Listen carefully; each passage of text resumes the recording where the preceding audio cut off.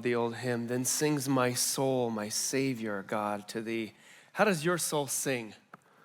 My soul sings really loud. My soul sings loud. Friends, it's a privilege to get to share some word with you, what God has put on my heart, and I'm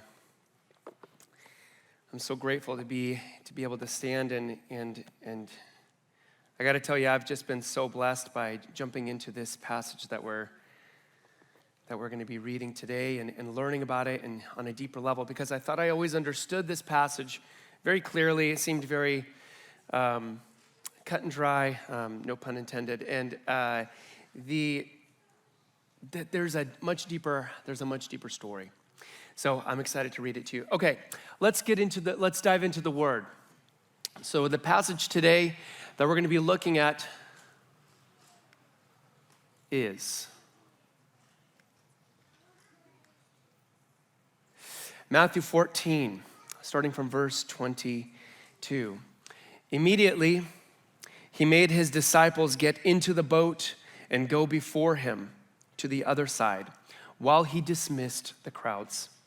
And after he had dismissed the crowds, he went up on the mountain by himself to pray. And when evening came, he was there alone, but the boat by this time was a long way from the land, beaten by the waves, for the wind was against them. And in the fourth watch of the night, he came to them, walking on the sea. But when the disciples saw him walking on the sea, they were terrified and said, "It is a ghost." And they cried out in fear.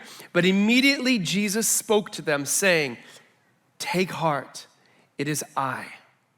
Do not be afraid." And Peter answered him, "Lord, if it is you, command me to come to you on the water." He said, "Come." So Peter got out of the boat and walked onto the water and came to Jesus. But when he saw the wind, he was afraid and he began to sink. He cried out, "Lord, save me." Jesus immediately reached out his hand and took hold of him, saying, "Oh, you of little faith, why did you doubt?" And when they got into the boat, the wind ceased, and those in the boat worshiped him, saying, "Truly, you are the Son of God." This is the word of the Lord. I love this story because it's so important to understand for the Christian walk. It's so important that we understand the deeper meaning behind this story. And so to tell that story, I'd like to first provide a little bit of context. In Jesus' ministry up to this point, he spoke a lot and he gave several sermons.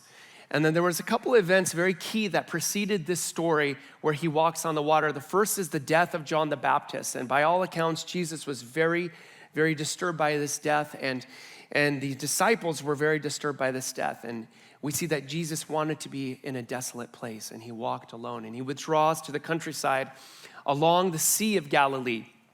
But what happens, of course, he can't just be left alone. The crowds follow him, and there he feeds the crowd of 5,000 people with just a couple loaves of bread and a few fish. Afterward, Jesus withdraws again to the mountainside, and he sends his disciples across the Sea of Galilee. And that brings us to where we are in the story, where Jesus walks on the water. First, let's talk about the storm itself. So I've got some real footage. This is from, I believe, 2013. This is an actual storm on the Sea of Galilee. If you don't mind, I know you have to click that one to start. This is what a storm looks like on the Sea of Galilee.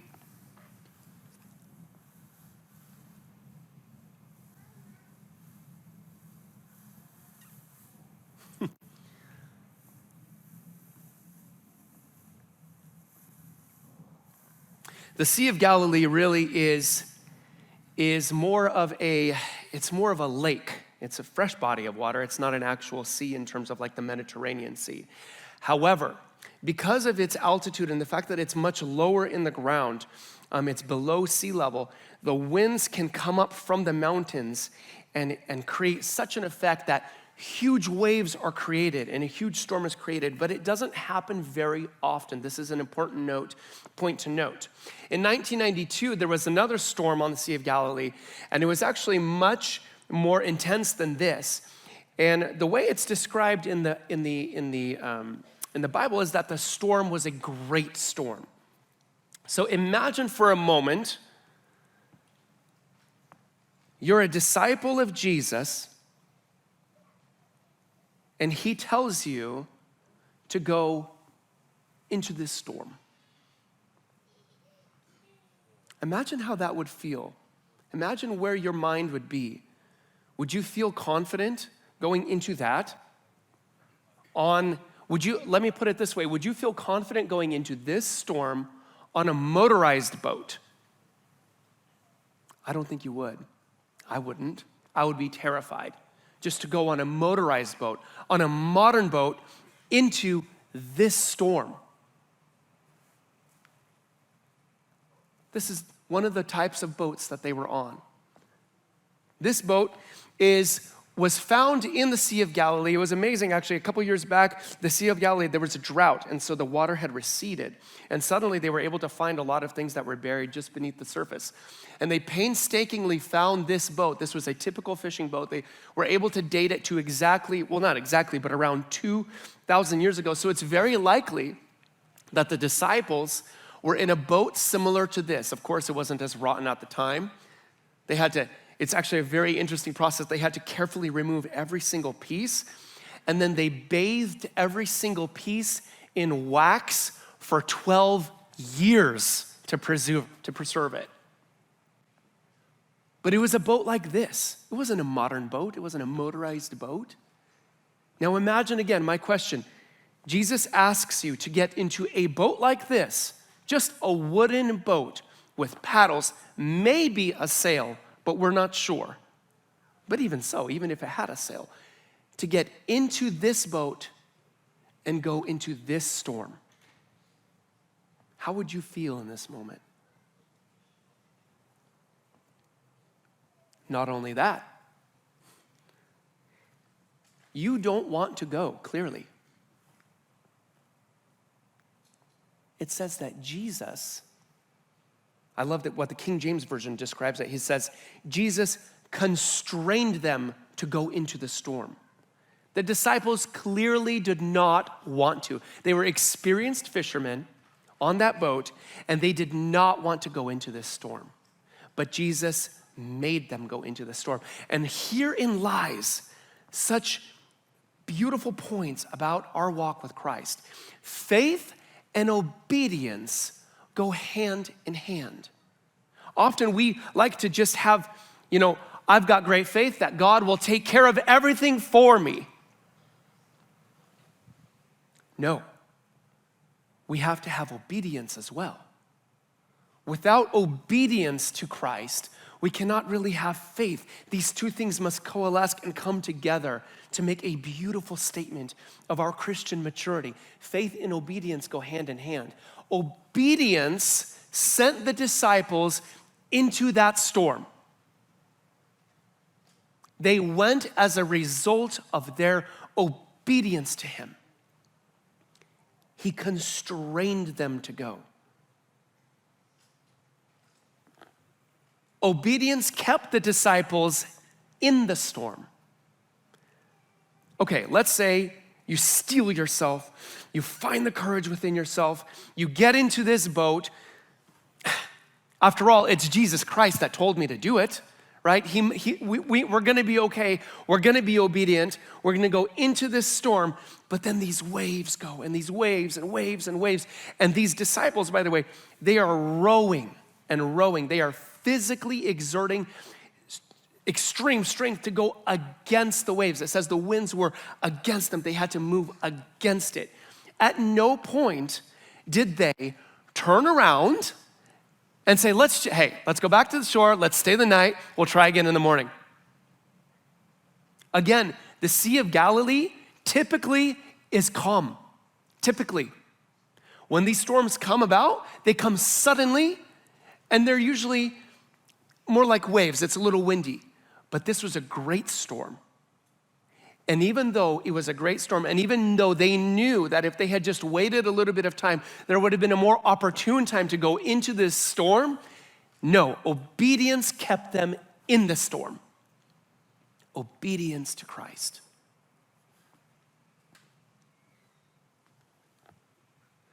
Christ rescued the disciples from the storm. It's so interesting because it says that Jesus came to them. Do you remember when he came to them? It was in the fourth watch of the night. The fourth watch of the night. Raise your hand if you know what that means. Well, allow me to teach you. The fourth watch of the night. Here's the first watch, 6 to 9 p.m. The second watch of the night is 9 to midnight. The third watch is midnight to 3 a.m. And the fourth watch is 3 to 6 a.m. Jesus came to them in the, which watch? The fourth watch of the night. But when did he dismiss them? Right after they had just fed the 5,000. So the 5,000 are having dinner, right? They're having dinner. And when it was time to dismiss them, because they needed to be able to still go into the town and they needed to be able to make that trip, right? Because they were in a desolate place. So logically, you have to come to the conclusion that they were dismissed somewhere between 6 and 9 p.m., maybe around sunset, right? So let's assume for a second that the disciples were sent into the boat, let's say at 10 p.m. 10 to 11, to 12, to 1, to 2, to 3. At a minimum, they were in this lake probably for around 5 hours, maybe 6 hours, exerting this obedience and this strength to fight against these winds. And at no point, you're telling me, at no point in these hours and hours and hours did they think to turn around. Of course, they thought to turn around, but they didn't. Obedience kept them in the storm. And what's so interesting, it says that Jesus went up on the mountain, and I believe it was in Mark's telling of the same story. He watched them. Jesus watched over them in the storm. But what did he do? Jesus waited. Contextually, this matters greatly because the Israelites wanted to quickly make him king of the Jews, so that he could be the face of this revolt and this, but he would always withdraw whenever those conversations would happen. Jesus had this amazing and beautiful sense of timing, the right time to intervene, the right time to make a step forward, the right time. Jesus Christ is the Lord of the storm. He's the Lord of it. When he came to them, he exerted complete dominance. He just walked on that water to them. These disciples were trying and striving so hard, and he simply walked out to them at the appointed time, at the right time. Christ is the Lord of the storm. The storm had a purpose. Storms in our life have purposes. Usually they are to either correct us. You are experiencing a storm in your life to correct something within your life, or to perfect, to take your faith and make it stronger, to sand off the edges. Jesus, I always think to myself, Jesus, at work I have professional development. We have to have a certain amount of professional development hours, and it's where we go to conferences and we get better at our job, basically. And we have to prove that we go to these conferences to get better at our job. Jesus is the master of our professional development, of our Christian development. He knows when to intervene. He knows when to send you in a storm. He knows which storm to send to you. And he knows when to come and to rescue you from it. The fourth watch of the night. Imagine for a second that you're in that spot. It is the darkest part of the night. and it is the coldest part of the night. And that part right there, during the darkest and the coldest hour, Jesus came to them. And that's when he rescued them from the storm, when they were at the end of their strength in the darkest and the coldest hour of the night. Faith can be messy. We as humans, we get it mixed up. We get it mixed up all the time. We have faith, we don't have faith, we have faith. It's mixed with doubt, it's mixed with all these things. And I think it's so beautiful the way this story tells. It shows this beautiful picture of like the human experience and the human condition and how imperfect our faith is. First, before there was faith, they were simply fearful. They were simply fearful. They were terrified and said, it's a ghost, right? They had fear. Then, suddenly they had a little bit of faith, but it was mixed with doubt. Peter starts testing him. Lord, if it's you, command me to come onto the water. So you have this faith and it's mixed with this doubt. And then sometimes we have faith and it's mixed with fear. We have this faith. Peter got out of the boat, you guys. He got out of the boat and walked to Jesus, and he met him there. His faith should have been complete by that point, right? He literally walked on water. There are two people who have walked on water, Jesus and Peter. Peter walked on water. His faith should have been made complete, but because we're human, he suddenly had fear. And so that fear was mixed with his faith. This is normal. This happens in our life. This is a result of our human condition, our imperfection. But if we don't fail, if we continue on in our faith and obedience to Christ, something great will happen. Jesus will give us an environment in which we have no choice but to truly worship him. Where we will be so awestruck by what he has done for us, where we will be so awestruck by what he is capable of, what storm he's able to get rid of what storm he's able to calm in our life. We will be brought to a point, if we keep the faith and if we keep the obedience to him, we will be brought to a point of true worship. Can you imagine? And those in the boat worshiped him, saying, truly, you are the Son of God.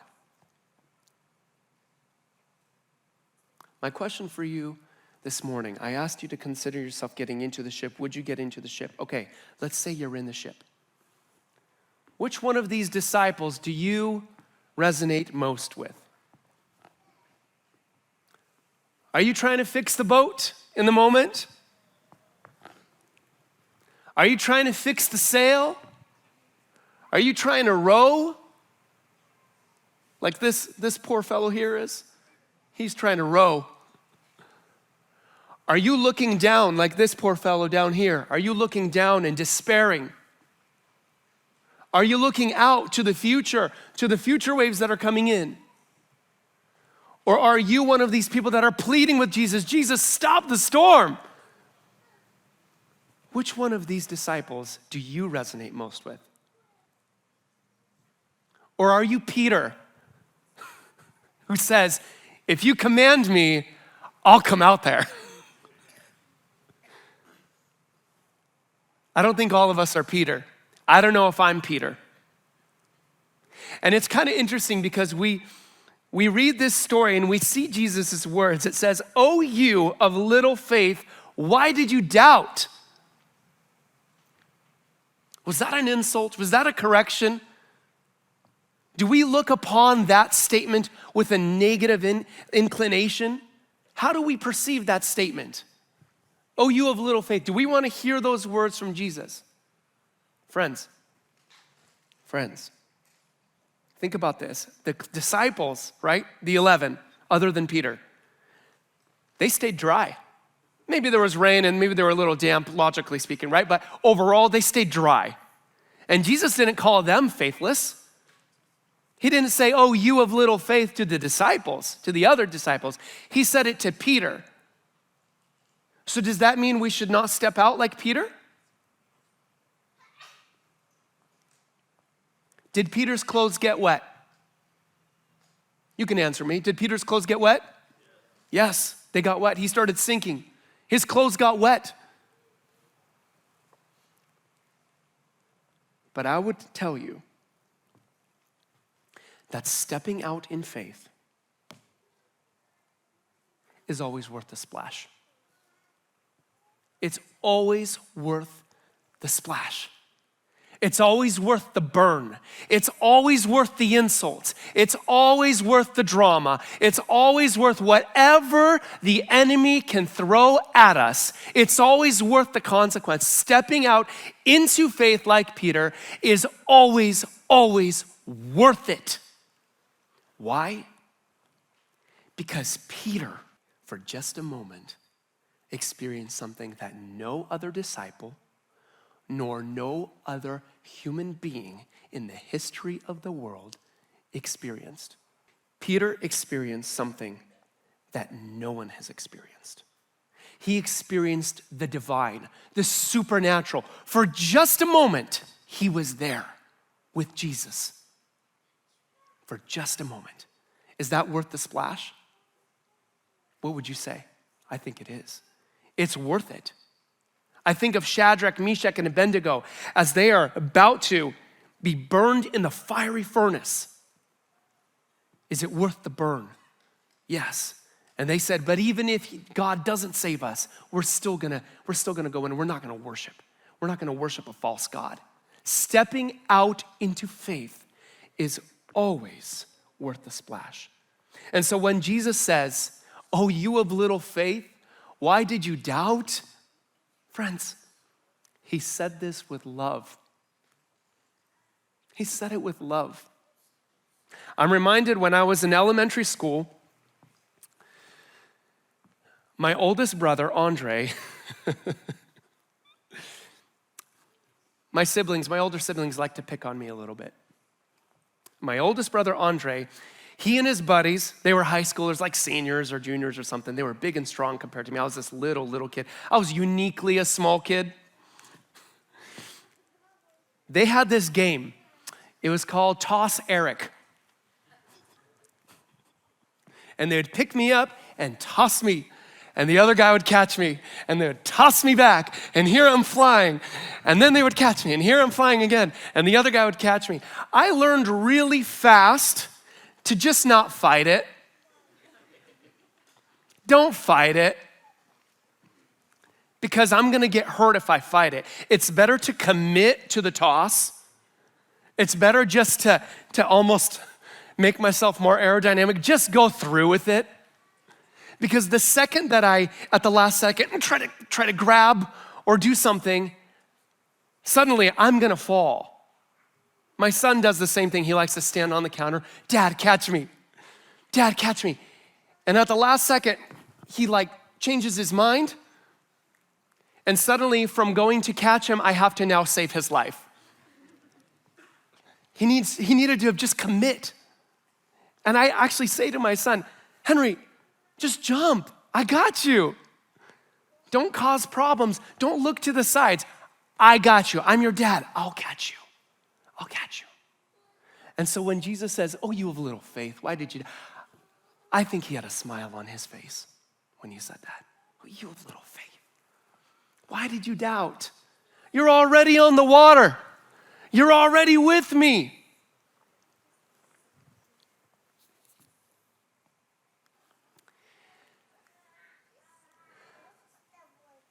How do we apply this story? Well, there's the surface level. Pun not intended. Maybe intended a little bit. There's the surface level, right? There's the typical explanations of we must have faith, we must keep our eyes on Jesus. And these are very real, and these are true, and these are good. These are what we've been taught in Sunday school. We all understand these about this story. But I want to go a little bit deeper. Faith is developed through struggle. Again, Jesus sends the storms I think, in two situations, when he's correcting us and when he's perfecting us. But this faith, this great faith, is developed when we struggle. Someone is coming. We need to remember that. We need to have this hope. Jesus is watching no matter what you're going through today. No matter if it's a physical illness, a spiritual hardship, if it's a cancer, if it's loss of work, or whatever it might be, Jesus is watching from the mountaintop. He will come at the appointed hour. Someone is coming. Christ has eyes on the situation. Keep the faith and keep the obedience through the entire process of being in the storm. The storm is simply a canvas, a blank page for Jesus to show his glory, his amazing intervention in his life. It's a canvas upon which he will paint such a picture that we will look back and say, truly, you are the Son of God. Don't, even for a moment, take that opportunity away from yourself to come to that point of true worship. Jesus will do something so great in your life that you will have no other possible response but to worship him. Keep the faith and keep the obedience through every storm. Great steps of faith are always worth it. They're worth the splash. They're worth the consequence. They're worth whatever life might throw at us. And the final thing, and this is, I made this connection when I was considering, I was discussing with another pastor, I was considering the connection between this story and communion. I think the greatest and the most final thing we can do, especially today, is proclaim the Lord's death. What do I mean by that? 1 Corinthians 11, let me just pull that up real quick. 1 Corinthians 11 says, and when he gave thanks, he broke it and said, this is my body, which is for you. Do this in remembrance of me. In the same way, he also took the cup after supper, saying, this cup is the new covenant in my blood. Do this as often as you drink it in remembrance of me. For as often as you eat this bread and drink the cup, you proclaim the Lord's death until he comes. The story of Jesus walking on the water is a beautiful and incredible foreshadowing. It's a hint, it's an intro to the crucifixion and the resurrection. When Jesus goes out into the storm, he is preparing the disciples for what's to come. Our Savior, Jesus, our Jesus, walks directly into the ultimate storm. What are we most afraid of? What are we most afraid of in humanity as humans? Especially if we don't believe in God. We're most afraid of death. We're most afraid of being held to account truly for our sins. We're most afraid of that. Jesus walks directly into the teeth of the ultimate storm. Pain, torture, crucifixion, bearing the entire weight and the penalty of the world's sin upon his shoulders. The storm that Jesus went through is my sin, it's your sin, it's Vancouver's sin, it's all of our sin. And Jesus bore that weight, and he went directly into that storm. And he did it through obedience to the Father. Jesus walked through that, and he bore it. He bore death. And just like he did on the lake, he asserted his authority over that storm too. And he came out the other side. When we're baptized into this ultimate storm. We're baptized into Jesus' death. And when we take communion, when we come to the table this morning and we take communion, We are brought back in time to the day that the Lord faced the ultimate storm and walked directly into it. He walked directly into it for us. It's what unites us with him. You need to understand that when it says, for as often as you eat this bread and drink the cup, you proclaim the Lord's death until he comes. Until he comes. Till he comes again. That means there is a limit to when we can proclaim this death. That limit, that stop time is when he comes again.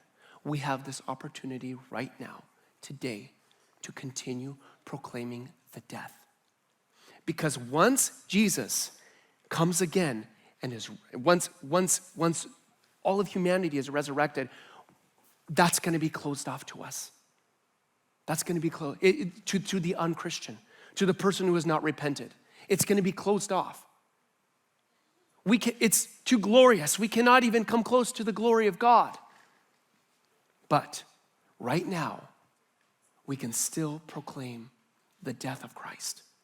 We still have time. So if you don't know Jesus, if you are living in sin, if you are unrepentant,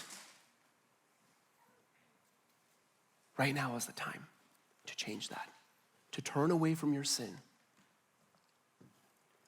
and to proclaim the death of Christ. Because as Romans says, it is what unites us with him. When we are baptized into his death, till he comes, when he returns, we will be with him resurrected as well. We will be resurrected as well with him. We will have gone through the storm, the ultimate storm, with him.